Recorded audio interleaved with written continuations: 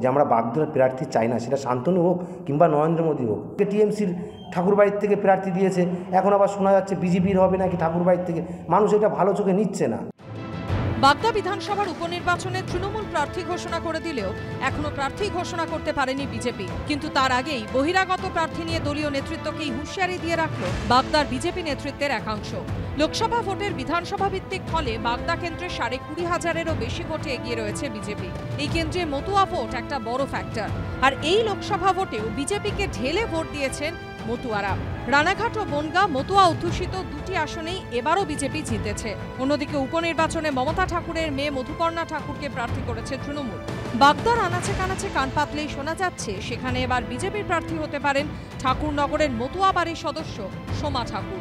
তিনি কেন্দ্রীয় মন্ত্রী ও বিজেপি সাংসদ শান্তনু ঠাকুরের স্ত্রী।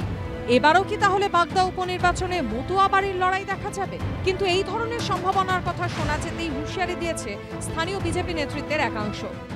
আমাদের বাগদা বিধানসভা থেকে বিজেপির প্রার্থী দিতে হবে। যখনই বিধানসভা নির্বাচন হয় তখনই আমরা খালি বাইরের প্রার্থী পাই। আমাদের একটা সিগনেচার করতে গেলে বনগাঁয় ছুটে যেতে হয়, কলকাতায় ছুটে যেতে হয়। আমাদের বাগদার মধ্যে কি কোনো প্রার্থী নেই, কোনো যোগ্য মানুষ নেই যে একজন বিধানসভা নির্বাচনে দাঁড়াতে পারে? আমরা স্থানীয় প্রার্থী চাইছি।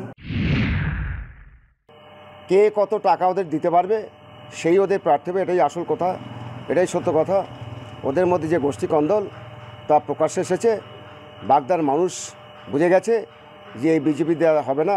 দল প্রার্থী ঠিক করবে এবং ভারতীয় জনতা পার্টির প্রত্যেকটা কর্মী লড়বে পদ্মফুলকে।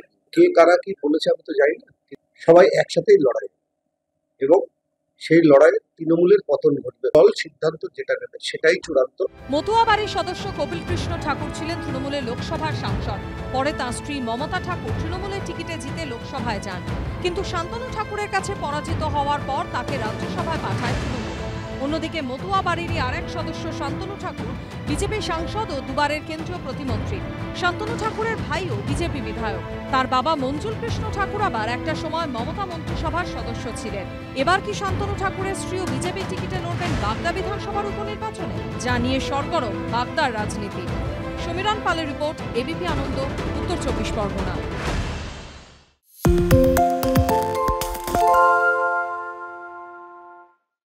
সত্য অন্তহীন, সত্যের খোঁজও তাই, সত্য সন্ধানে তাই আমরা অক্লান্ত, অকুতভয়। এবিপি আনন্দ নতুন ভাবনার প্রতীক, যা মনে মুক্ত, তথ্যে যুক্ত এবং যাবতীয় সীমানার বাঁধন থেকে মুক্ত।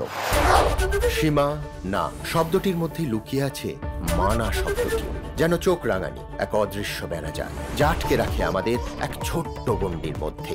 একমাত্র সঠিক খবরই গড়ে তুলবে এক মুক্ত সমাজ। সেই জগৎ গড়ার লক্ষ্যে কোনো সীমানার ঠুকুটি আমরা মানব না। এবিপি আনন্দ এগিয়ে থাকে, এগিয়ে রাখে।